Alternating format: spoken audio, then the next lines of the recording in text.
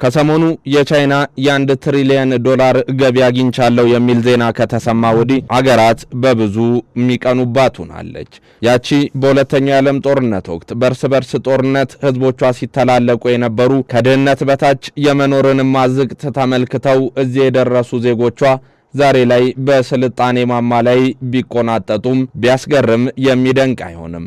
በእርግጥም ቻይና እድገቷ ፈጣን ነው።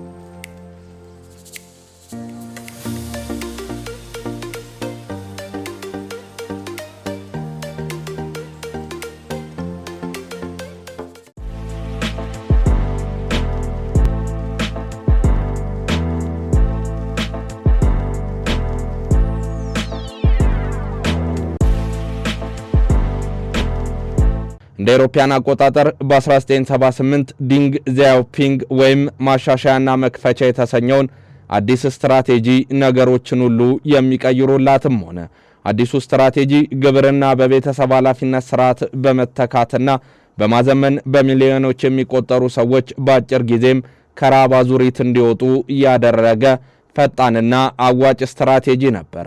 እነዛ በማው ዜዶንግ እየተመሩ ሎንግ ማርች በተባለ ረጅም ጉዞ ያገራቸውን ምጣኔ ሀብታዊና ፖለቲካዊ እድገት ለማስመር በብዙ የታተሩ በኮሙኒዝም ሀሌዎት ውስጥ ብትንቀሳቀስም ኢኮኖሚዋን ግን ጠብቃ መሄድ አለባትና ከምዕራቡም ከምስራቁም መወዳጀትን ዋነኛ አማራጭ ያደረገች ከአሜሪካ ጋር ለገባችበት የንግድ ጦርነት ታሪፍ እንደ ሌሎች ሀገራት ሳይሆን እሷም ያጸፋ ምላሽን የምትሰጥና የዋሽንግተን ፖለቲከኞችን የምታሳስብ ሁና መቀጠሏ ዛሬም ድረስ ነገሮች በብዙ እንዲታዩላት አድርጓል።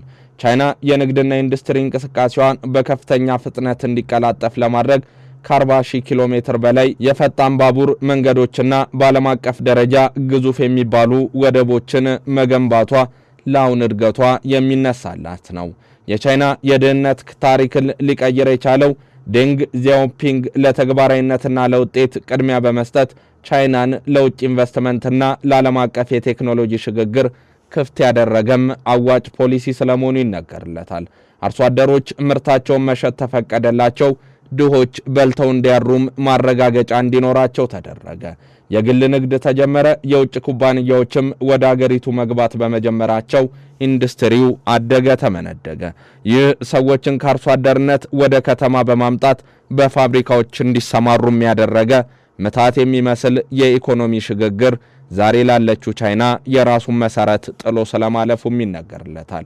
ከዚያም ከ1980 እስከ 2010 ድረስ ድህነትን በፍጥነት መቀነስ የሚል ዓላማ በመያዝ በብዙ ተንቀሳቅሳለች።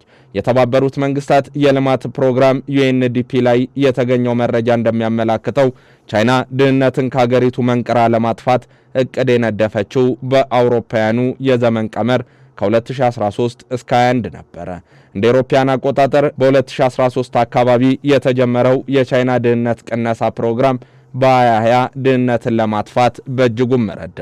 በዛች ሀገር አሁን ላይ ጉርስን የሚጠይቅም ሆነ ታርዞ የሚለብሰውን የሚያማትር ጠፍቷል። ዜጎቿን ለባሽም ጎራሽም ያደረገችው ቻይና ታዲያ በዚህ ሂደት ውስጥ ብዙ እድገቷ በውስጥ ጦርነትና በፖለቲካ ሽኩቻ ያለፈ እንደሆነም ያለፈ ታሪኳ የሚናገር ነው። የኩሚታንግና የሲሲፒ እርስ በርስ እልቂት ዛሬ ላይ ታይዋን የተባለች ደሴት ላይ መሽገው የራሳችንን አገር እንመሰርታለን የሚሉ ተቀናቃኞችን የፈጠሩላት ቢሆንም በኢኮኖሚ እድገቷ ግን ነገሮቿን እንዳሳካች እውን እየታየ ነው። እንደ አውሮፓውያን አቆጣጠር በ21 ነበር የቻይና መንግስት ካስከፊ ድህነት ወጥተናል በማለትም ለዓለም ሕዝብ ይፋ ያደረገው። ይሁንና ቻይና ድህነትን ቀነሰ እንጂ ፍትሃዊነትን አልፈጠረችም የሚሉ ተከራካሪዎች አሉ። ቻይና ድህነትን ያሸነፈችው በጠንካራ መንግስት ገበያ መር ኢኮኖሚና ሶሻሊዝምን በመቀላቀሏ ስራ ፈጠራ ላይ ትኩረት በመስጠቷና ኢንዱስትሪዋን በማስፋፋቷ እንደሆነ ደግሞ የሚያነሱ በዛኛው ጫፍ ይሰማሉ። ቻይና በረጅም ጊዜ እቅድና ቀጣይነት ባለው ፖሊሲ መመራቷም ለስኬት አብቅቷታል። በብዛት የሰው ኃይልን የምትጠቀመው ሀገር በቴክኒክ ትምህርትና የፋብሪካ ስልጠናዎች ላይም ትኩረት ማድረጓ ነገሮቿን እንዲያምሩ አድርጓል። በእርግጥም ከችግር ከራብና ጦርነት የተላቀቀችው ቻይና የዓለም ባንክ ይፋ ባደረገው መረጃው በከፋ ድህነት ውስጥ የሚኖሩ ዜጎቿ መጠን ከ88 በመቶ ወደ 1 በመቶ ዝቅ ብሏል። የዜጎች የእድሜ ጣሪያ ወደ 79 ዓመት ከፍ ብሏል። 97 በመቶ የሚደርሰው ህዝቧም ማንበብና መጻፍን የሚችል ቀለም ገብ ሆኖላታል። 18 በመቶ የነበረው ከተሜነት ወደ 65 በመቶም አድጓል። በአሁን ጊዜ ቻይና በአንድ ፓርቲ ስርዓት የምትመራ ሀገር ስትሆን ፓርቲው በመንግስት በወታደራዊ መዋቅሮችና በኢኮኖሚው ላይ ሙሉ ቁጥጥር አለው። ይህ ደግሞ በምዕራባውያን ዘንድ ትችትን የሚያስነሳ ጉዳይ ቢሆንም ቻይና ግን ከእድገቷ የሚያሰናክላት አልሆነም። የቻይና ፖሊሲ በውስጥ ጉዳይ ላይ መረጋጋትና እድገትን ሲያበረታታ፣ በውጭ ጉዳይ ላይ ጣልቃ ገብነትን የሚከለክል መርህን ይከተላል። እንደ አውሮፓውያን አቆጣጠር ከ1949 በፊት ዓለም ላይ ከሚገኙ ደሃ ሀገራት መካከል የምትመደበው እስከ 90 በመቶ የሚሆነው ህዝቧም አርሶ አደር የነበረባት፣ መሬት በጥቂት ባለሀብቶች እጅ የተያዘባት፣ ረሃብ፣ በሽታና ጦርነት መገለጫዎቿ የሆኑ አብዛኛውም ህዝቧ የዕለት ጉርስ ብቻ ማግኘትን የሚቸግረውና እንደ ሰማይ የራቀው የነበረባት ቻይና ዛሬ ላይ በእድገት ጎዳና እየተምዘገዘገች ነው።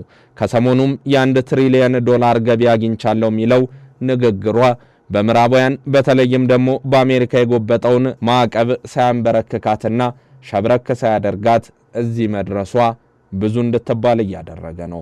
ጦርነትና ውስጣዊ አመጽ በእጅጉ የጎዳት ቻይና በ1949 መጨረሻ አካባቢ የነበረው የአንድ ቻይና ግለሰብ አማካኝ ሀብት መጠን ከአብዛኞቹ ያውኑ የአፍሪካ ሀገራት በታችም ነበር።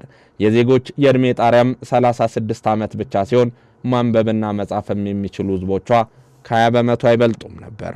ዛሬ ነገሮች ተስተካክለዋል።